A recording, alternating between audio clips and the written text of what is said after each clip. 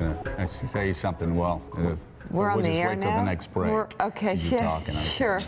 Okay. Commercials, Richard Haass, commercials just don't go long. You have to be patient. You have to wait. We're going to read from Richard's piece in Foreign Affairs entitled, "Where to Go From Here? Rebooting American Foreign Policy." Do you really think it can be rebooted in the next 3.5 years? Well, read ahead. I'm just curious. The strategic All right, focus. You're really hopeful, The Richard. strategic focus for U.S. foreign policy should be preservation and adaptation. And adaptation, not disruption, so that the United States and those willing to work with it can better contend with the regional and even more the global challenges that increasingly define this era. The president's campaign slogan of America First was and is unfortunate. Thank you for saying that.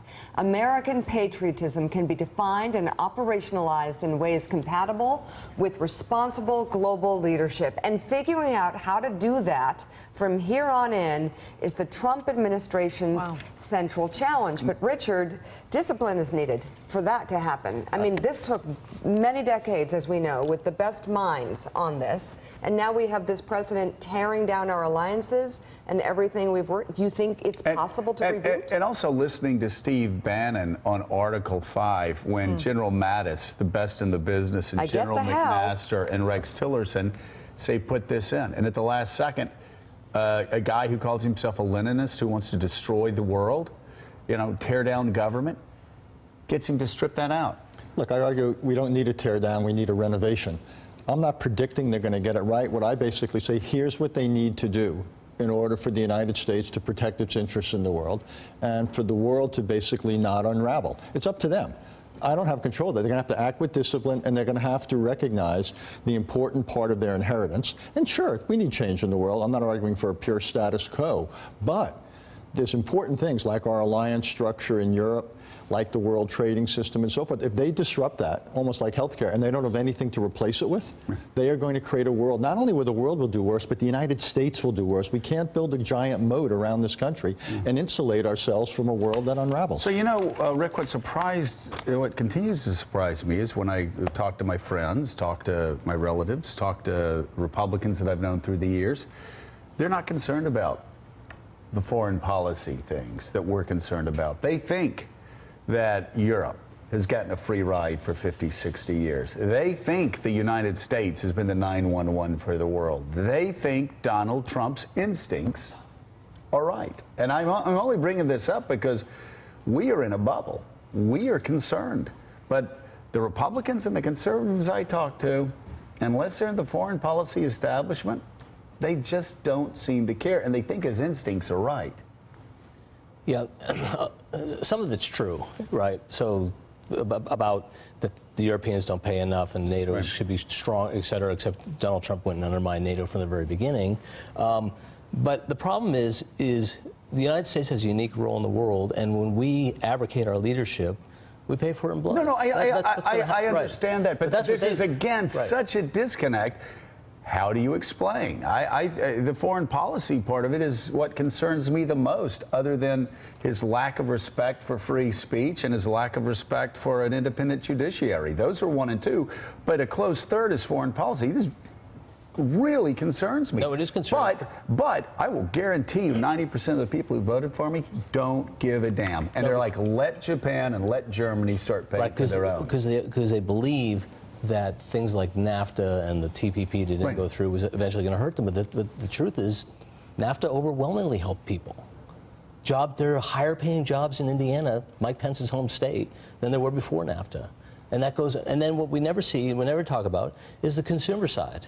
If you want to pay $5,000 for television sets, then that's fine. We can do that. You can double everything in Walmart, and we can live in that kind of a world. We never get that far, though. But we're never going to get. But we are in a global. We're in a global economy, and two, if the United States doesn't lead in terms of protecting the safety and terrorism and sharing intelligence and all the rest of it, it is our allies who help protect us and keep us safe. And when those alliances are strong, and if they're weak, then things like ISIS fills the vacuum. So, Nicole, I always use this example about how important allies are and sometimes even enemies. Right after 9/11, relationships. Who was a key partner of ours? Well, first of all, Well, the French were extraordinarily difficult in the Iraq War. They still helped us out as far as intel, completely professional. But even the Iranians, who have been our enemies since 1979, were helping us in Afghanistan. So it's hard to explain, I guess. But don't we have to do a better job? Don't politicians have to do a better job of explaining why pissing off Germany and France and everybody else is really going to come back and damage us when there's the next terror attack? Yeah, and the irresponsible actor is Donald Trump. It's not his voters' fault for believing him. It's his fault for lying about the value of alliances. We're not in NATO because we give them something. We're in NATO because when we were attacked on 9/11, we're the only ones to take out from the bank of Article 5. We were the only ones to ask people to fight alongside our soldiers. By the way, we didn't create NATO. Let me just say this, everybody at home. We didn't create NATO for Luxembourg.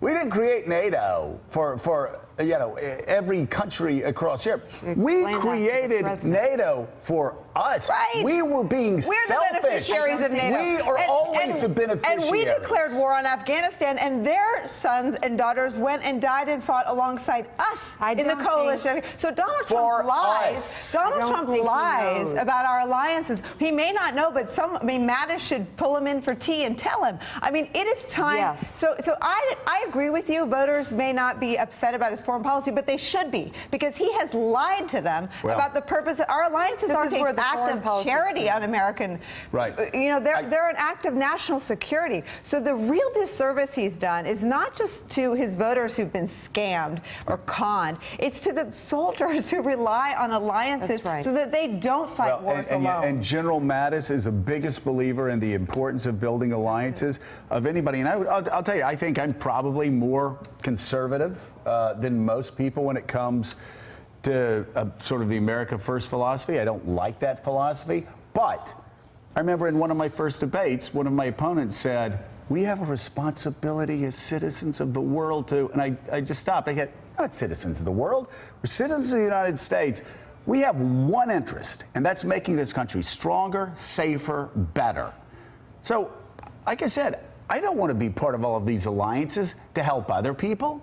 I don't want to be in the Paris Accords to help the world, okay? I want to be in the Paris Accords because it helps America, because it's voluntary. And the world. It becomes voluntary, because we're going to need something from other countries at some point, and it is a give and take. It's very selfish, my view of the world. What's best for the United States? What makes the United States stronger? What makes us project our power across the globe in the safest, most efficient way? Well, and you look at the way this president has approached NATO and the Paris Accords, and you feel that he doesn't have the same interest in and we're weakened all across the board. This entire mindset, which I think is wrong, is that it costs us more to lead in the world than it benefits us. And I look at the last 70 years and I go, this has been a stunning bargain. The United States has maintained stability and prosperity. Far more of the world is free than it ever was. Why? Because we did all this. And by the way, even now, we're spending at a rate, we can afford this, we're spending at a rate of GDP half the rate we spent during the Cold War, and we grew fantastically then. So we can and need to continue to lead, and again, as you said, we are the principal beneficiary of it. Yeah. So, but Donald Trump doesn't see it that way. I don't know what list. I do not know what list Steve Bannon is reading that suggests that America is getting screwed, because you look at the world order that we created over the past 70 years after World War II. We're number one. We're the strongest economic power. We're the strongest military power. We've got the greatest soft power. We're number one across the board as far as power goes.